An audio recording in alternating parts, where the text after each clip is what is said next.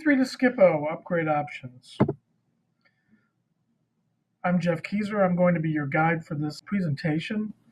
I'm a manager in Spinnaker's supply chain consulting practice, and I've had many years working with JDA and E3 customers and helping them upgrade their solutions. Today's agenda will cover today's challenges. Where do you go from here? How migrating to SCPO can help. We'll talk a little bit about some of the organizational impacts and a wrap up. Today's business environment is more integrated, less patient, less tolerant, much more demanding. And that means at any moment you need to know where your demand is, where your supply is, how your supply is meeting demand. You have to be more reactive with less time, less inventory.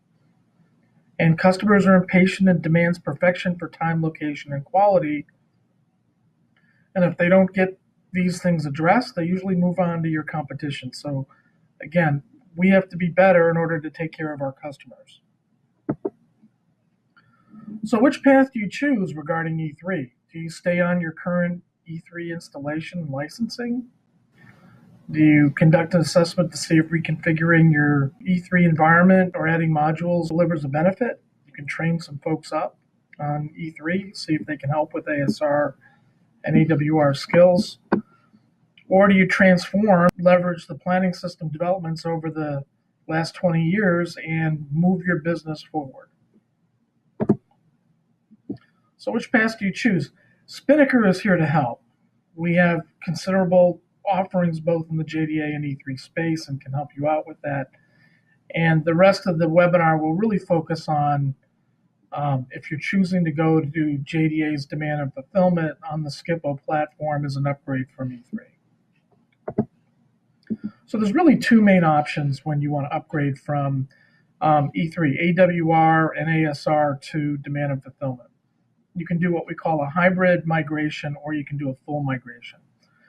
The hybrid migration means that you're going to replace the forecasting engine from E3 with JDA demand. So it's kind of like a little of both. This focus enhancement focuses on improving forecasting and demand prediction while basically leaving the simplified buying experience untouched within AWR or ASR. So buying and replenishment still happen within the E3 system. Full migration would be replacing E3, ASR, AWR, potentially OPT, with JDA demand and fulfillment. So JDA demand would be handling the statistical forecasting, and JDA fulfillment would, with order optimization, would handle the buying and the replenishment. So your advantages with JDA demand, you're getting complete visibility of the demand signals within your enterprise. You have 3 times the number of statistical models. You have an intuitive demand workbench for reviewing and adjusting the statistical forecast. Robust and support for collaboration tools between forecasting, sales, and marketing. Much better collaboration tools in JDA demand. You can review historical forecast and performance, and you can also easily see historical and current forecast projections and performance measures within the application. Winning with fulfillment and order optimization, essentially the order workflow is the same. You're still going to go to the to-do menu and do what you've done in the past, just like E3. That's now an order optimization. You now have end-to-end supply chain visibility. You have enterprise time phase stocking positions visibility throughout the supply chain and the network.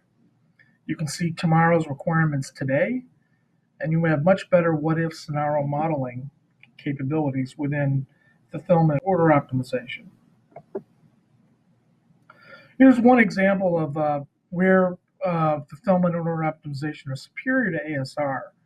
When you're ordering an ASR, you really just care about today. Hey, I'm just going to look at today's order cycle. What do I need for the next period until I need to order? And that's what's shown here in the lower left-hand corner is kind of what ASR sees. In fulfillment, you're actually looking out multiple cycles and calculating a replenishment plan through those cycles, and you can kind of see what your inventory is going to look like over time. Much more capable and much more detailed in terms of information that you have.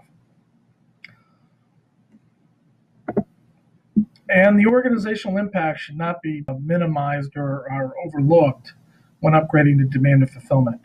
Usually that means folks are going to move into distinct roles. Usually in E3, we have a replenishment person that's doing both forecasting and replenishment of their assigned items. In JDA demand and fulfillment, we usually have specialized demand planners who focus on forecasting and fulfillment planners that focus on handling replenishment within the application. So transitioning folks to either demand or fulfillment usually means moving into one of those two roles.